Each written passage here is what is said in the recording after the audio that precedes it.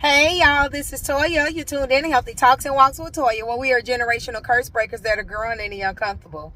Hey y'all, so I'm back and I'm talking about emotional intelligence. And so I wanted to talk about this because sometimes we can lack emotional intelligence, and basically I'm gonna tell you what the definition of it is. And I did research this on Google, so you can do the same thing. They have all sorts of books on emotional intelligence, but for the most part, emotional intelligence, also known as EQ, is the ability to understand, use, and manage your own emotions in positive ways to relieve stress, communicate effectively, empathize with others, and overcome challenges and diffuse conflict.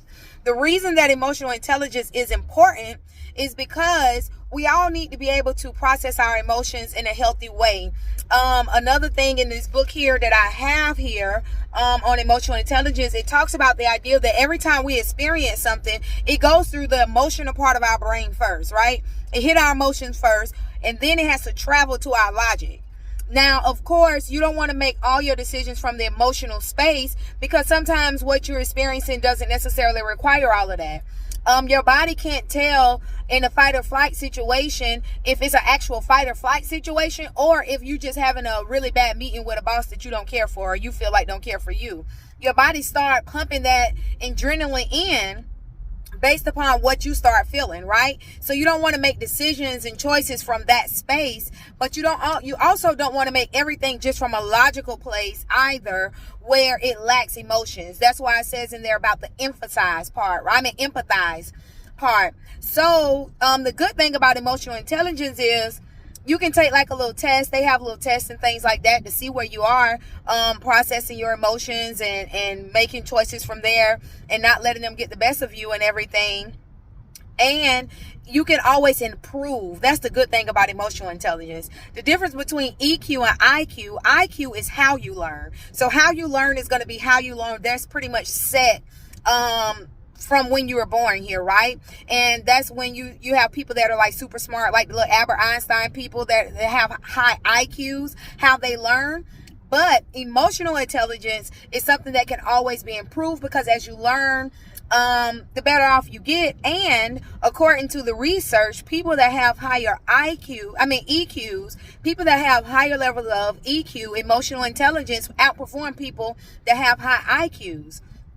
It's super good. They have a lot of research that backs it up and everything. So I want to tell you really quickly some of the things that emotional intelligence covers. So emotional intelligence is made up, you can look at different things on the book that I have. It had 4 areas. Online they also had, I think it had 5, but the book that I have 4. And it is self-awareness, which I did an episode on that. You can go back and check it out, on having a healthy self-awareness, being aware that, hey, I'm kind of struggling with something. Like the other day, I recognized, hey man, something feels off about me, right? Being aware of that helps me to be sensitive when I come in and I'm encountering other people. Am I responding to how I'm interacting with them, or am I responding to what I already have going on the inside of me?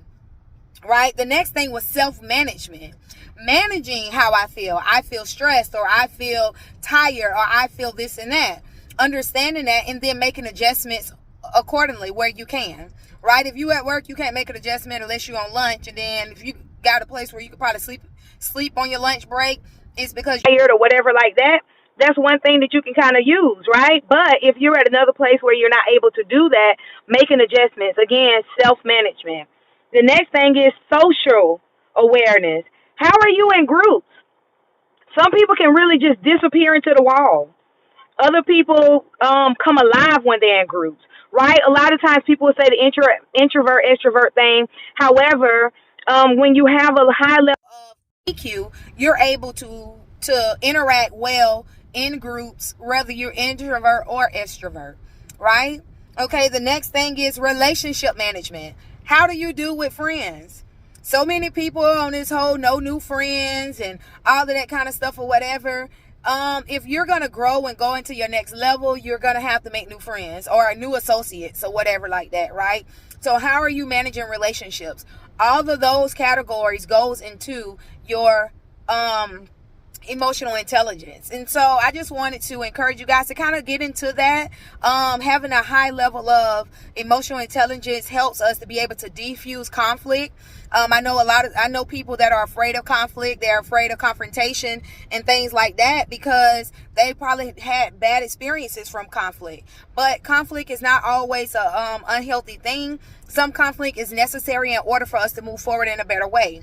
Right? Also too, us be able to have empathy toward other people's situation. I don't have to go through everything that you go through to have empathy toward it. So just some things I just want to throw out there about having emotional intelligence. And the reason we were doing this because in freedom, where it's talking about the soul part, and the soul really is our emotions, it's the heart of the matter. And so I kind of wanted to just cover that really quickly.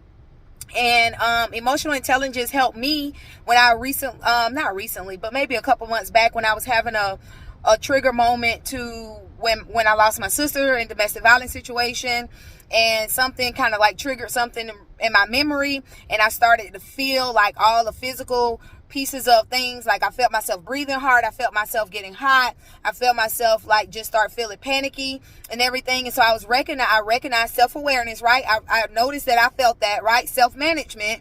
I knew what to do because I had a high level of emotional intelligence. I went and I calmly told my husband, hey, I'm feeling this. I think I need to take a break. I walked outside, take a deep breath, and stop the adrenaline from pumping when you take a deep breath. And then I was able to manage myself and not go over, not really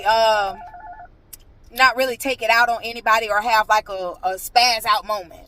Okay, so I hope this helps somebody. Don't forget to comment, like, subscribe, and share because it may bless somebody else. Peace.